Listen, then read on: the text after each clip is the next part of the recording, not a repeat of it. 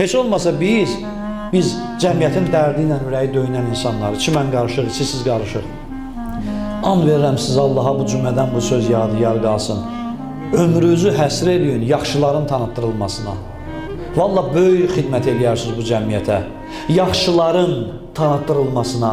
3 dənə, 5 dənə nə qədər yaxşı adam tanıyırsınız. Fərqi yoxdur, dindar olmasın heç. Heç ruhani olmasın. Adi bir müəllim, yaxşı müəllim tanıyırsınız, danışın haqqında.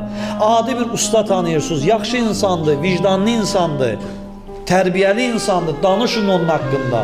Hansı sahədən bir yaxşı adam tanıyırsınızsa danışın, hər məclisə düşəndə danışın ki, qoy zehinlərə bu mesaj getsin ki, yaxşılar hələ ölməyib.